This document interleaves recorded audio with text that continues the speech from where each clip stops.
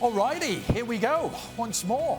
Extra time. Did we ever get to the bottom of the cottage pie, shepherd's pie thing? We will get to the bottom of that, but I'm going to keep you waiting for that. It's going to be the finale to this we build into crescendo. We're building to pie. We start low and we end up high with pie. That's what we do. We'll start with Pogba. Why not? If you were... I know you'd rather go straight to the pie. Speaking of cottage pie. If you were making decisions at Man United, would you accept the cash plus players from Madrid for Pogba? And if so, which player/players and how much if you were making decisions at United? Here's the thing, right? John, you're getting rid of a player who, albeit hasn't been fantastic at your club, but certainly who everybody knows has ability, has quality, and has the potential to be the leader and one of the best players on the team. So you're going to get rid of that and bring in some players that Real Madrid don't want, that have already clearly shown that the reason Real Madrid have been in decline the last couple of years is because of these players. How much sense does that make? Well, it depends on what players we're talking about. If it's somebody like Isco, I'd have Isco, and again, depending on how much cash we're talking about, I'd have Isco and a whole bunch of cash in a heartbeat. Because, listen, I really like Pogba. I think he's an outstanding talent, to Stevie's point. But Pogba, as we've been saying, is the kind of player who makes a good team better. But he's not the player you build a team around. And I still think that Manchester United right now are missing that individual. Isco's had a few fitness issues, though, hasn't he, over the years? And he'll be fit in Manchester, it's okay. Little overweight. Everybody gets fit in Manchester. A lot of pies awaiting him in Manchester if he went there. They really need a centre-back, don't they? They probably need two centre-backs. Real Madrid, anyone that they could offer up, part exchange? Well, I mean, right at the end of last season, there was talk that Varane would be available. And so, again, Varane ain't going anywhere. That would be a no-brainer. Yeah, Varane ain't going anywhere. But I'd be shocked if Varane goes. Yeah. Sergio Ramos threatened to do one, didn't he, to China? I bet to that point. Do United want Sergio Ramos, by the way? I don't know. Has there been any reports that Varane signed a new deal? Or anything? No, what's his contract situation? I bet he signs a new deal soon. Right. He may be onto something. Talking of centre-backs and United's need for one, Jonathan says, what am I missing here? Alderweireld release clause of only €25 million and no takers? City and United fighting over Maguire. Liverpool could pair him with PVD. Arsenal are a mess at the back. He could fit with all of those teams. Why isn't anyone paying what's a relatively low amount of money for Alderweireld? I'm really surprised that United haven't gone ahead and just done this. And I'm actually in the camp of where I don't think Alderweireld is as good as the reputation he has right now. I think the last 18 months he hasn't been particularly great. He's had a couple of injuries as well. But there's no question he's better than the four they have right now. Yeah. So for that reason alone, and because of the price tag and because of the experience he's got, then I'm with Jonathan here. It seems a no-brainer. It's almost loose change down the back of the sofa. And that's the thing. Do that again? Loose change. For 25 mil, you could get a rock in today's market at that price. Right. And I disagree with Steve a little bit. I think Alderweireld's a whole lot better than that.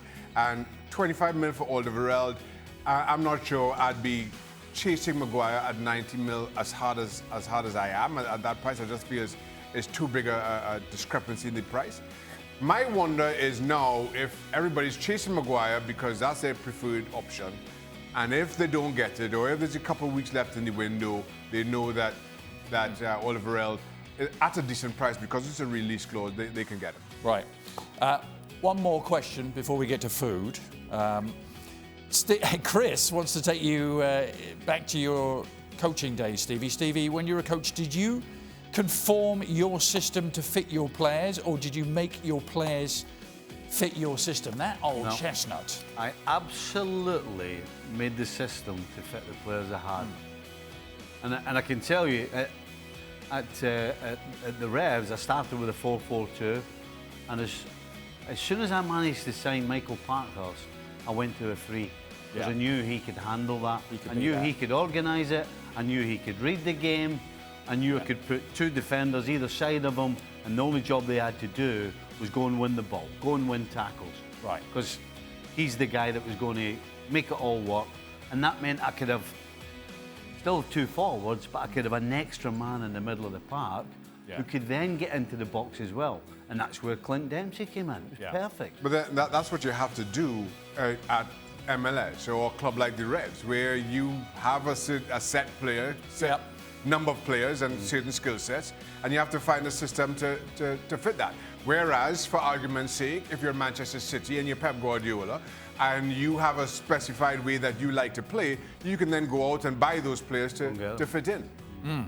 Well, talking of going out and buying Shaka, Darren, has Shaka brought any Trini food, such as doubles, Trini-style curry duck or chicken and roti for Dan, Stevie, or anyone in FC? No. And if not, what's the hold-up, Shaka? I like that. I'm not sure. What is the hold-up? Chicken and roti, what's that? Listen, Steve is a down the middle of the road shepherd / cottage pie kind of guy. We'll get to that. We will get to that. Right, I'm just saying. Yeah. I'll start bringing in curry duck and doubles and...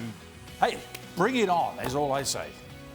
All right. What is the hold-up? Careful what you wish for. I like your line of question, Darren. What is the hold-up? The few times that ESPN, when we used to go to the Caribbean, yes, those foods were available. I made sure those foods were always available to the traveling contingent. Right.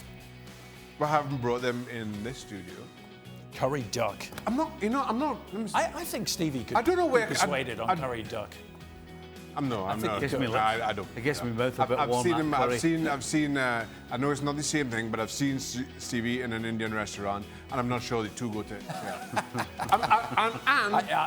I've seen this too. Darren, I'm not sure where to get doubles and roti in Connecticut. I'm not sure where to get in Connecticut. I know where to get in Boston. Yeah. I don't know where to get in Connecticut. What are doubles, by the way? Doubles is 2 flatbreads that you serve with curried chickpeas. All right. And then you add some seasonings and let me tell you something. How many do you eat in one sitting? How many doubles? Are they big? No, they're small. Little. Yeah. I'd normally 2. What's chicken and roti? A roti is... roti. It's a roti. Roti is just... It's the same as you'd eat in say, an Indian restaurant, curried, meat and peas and potatoes, and they wrap it in a bread that they make out of peas as well. All right, so finally, what you've been waiting for, the Pfizer with this. What kind of discussion did you have with Mrs. Nicol last night, Stevie, after you discovered you were fed cottage pies and not shepherd pies? The crucial difference.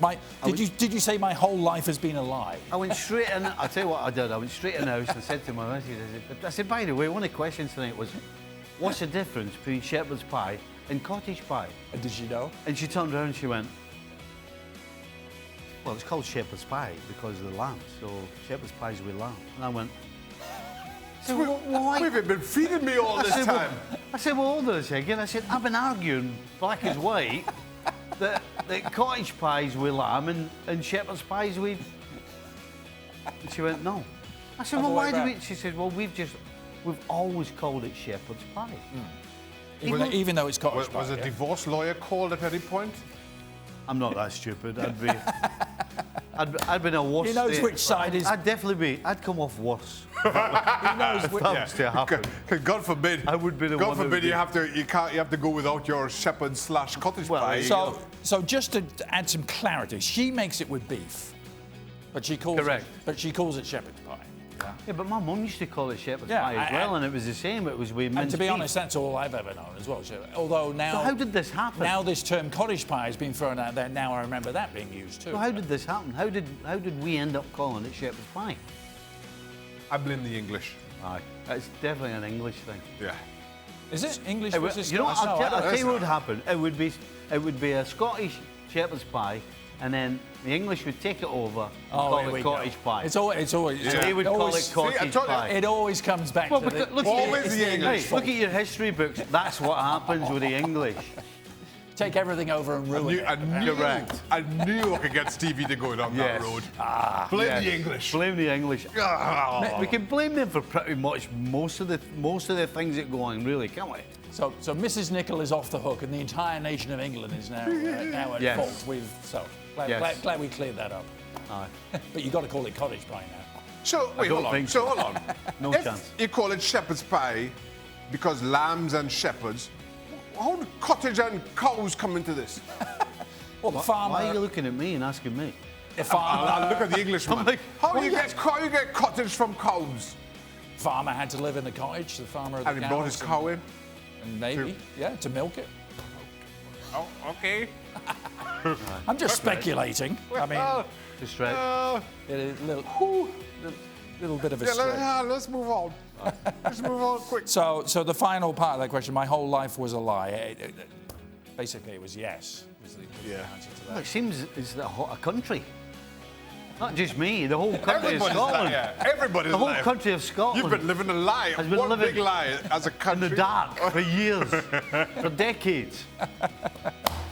Oh my God! Oh, right, Brexit would clear it all I was going to say, what happens if Brexit goes through? What do we call it? You can call it whatever you want. That'll be top of Boris Johnson's question time. Sorting out shepherd's pie and cottage pie. It looks like he's had a few cottage pies in his time, Boris.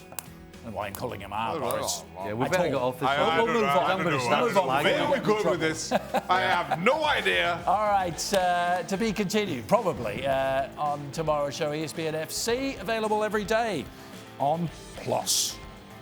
Well, thank you very much for watching ESPN on YouTube. For more sports highlights and analysis, be sure to download the ESPN app. And for live streaming, premium content, and let's not forget as well, ESPN FC 7 days a week. Subscribe to ESPN Plus.